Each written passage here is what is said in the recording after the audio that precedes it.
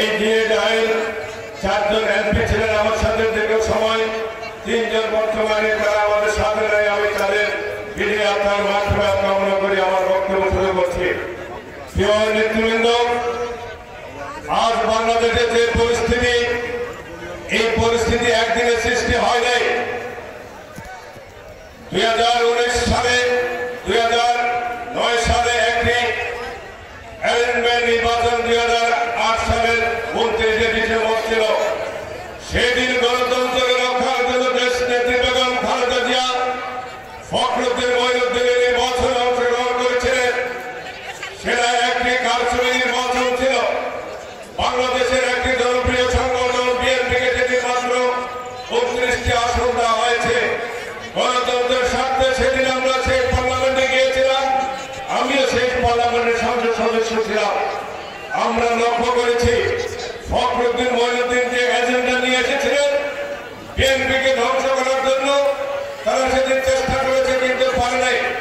হাসিনাকে ক্ষমতা বজিয়ে দেওয়ার পর পরে আপনারা দেখেছেন বিএনপি নেতা কর্মীদের বিরুদ্ধে স্টিং রোল চালানো হয়েছে। বাংলাদেশের স্বাক্ষর বিক্রি করে নিয়ে বিদেশিদের সাথে বিভিন্ন চুক্তির মধ্যে থেকে স্বাধীনতার সার্বভৌমত্ব বিনষ্ট করা হচ্ছে।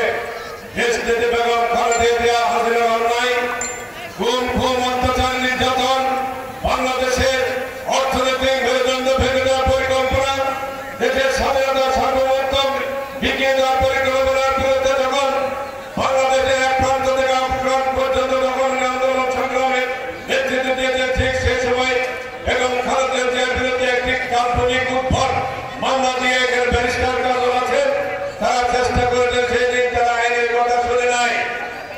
আইন মানে হাসিনা যেটা বলবে সেটা হবে, আইন মানে হাসিনা যেটা রায় দিবে সেটা হবে, এর বাইরে কারো কোনো কিছুই নেই। হাসিনার মুখে সে কথা বের হয়েছে। হাসিনা বেগম খালেদা জিয়াকে গ্রেফতার করে মনে করছে যে দেশ থেকে আন্দোলন করা আর সহজ হবে না। আপনারা দেখেছেন দেশ নায়ক তারেক রহমান বিএনপি অ্যাক্টিং চেয়ারম্যানের দায়িত্ব পাওয়ার পর এই দীর্ঘ 17 বছর দলকে সে সংগঠিত করেছে। রাত দিন 24 ঘন্টা কাজ করেছে। হয়তো আপনারা অনেকে বলবেন উনি নিজে ছিলেন কিভাবে করছেন। 17, 18, 20 ঘন্টা নেতা কর্মীদের সাথে যোগাযোগ রক্ষা করছেন।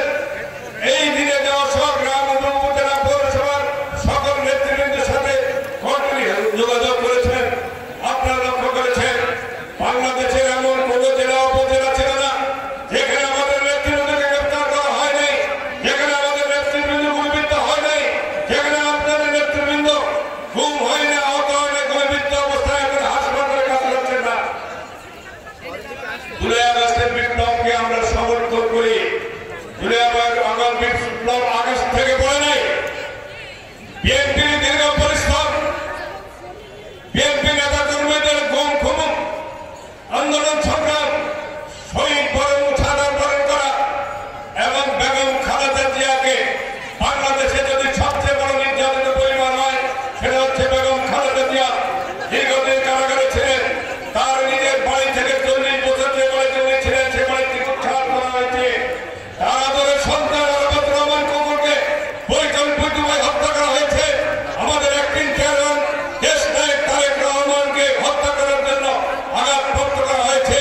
সকল কিছু তাদের ভুলে গিয়ে আজ তারেক রহমান বাংলাদেশকে নতুন বাংলাদেশ গড়া তোলার জন্য 31 দফা কর্মসূচি ঘোষণা করেছে। ইতিমধ্যে আমাদের নেতৃবৃন্দ বলেছেন প্রত্যেকটি গ্রামে, প্রত্যেকটি বাড়িতে, প্রত্যেকটি মহল্লায় আমরা আগামী দিনে বাংলাদেশ বিনির্মাণের জন্য বাংলাদেশকে একটি সুখী শক্তিশালী একটি শক্তিশালী রাষ্ট্র গড়ে তোলার জন্য 31 দফা প্রণয়ন করা হয়েছে। এই 31 দফা হচ্ছে বাংলাদেশের জনগণের মুক্তি সনদ। এই 31 দফা হচ্ছে বাংলাদেশের জনগণের স্বাধীনতার সপক্ষের একটি সনদ। সেই সনদকে মাথায় রেখে আজকে সারা বাংলাদেশে এদেশের জনগণকে ঐক্যবদ্ধ করার জন্য এই সমস্ত সমাবেশের একটি অংশ এখানে মধ্যে মধ্যে আপনারা লক্ষ্য করে দেখবেন।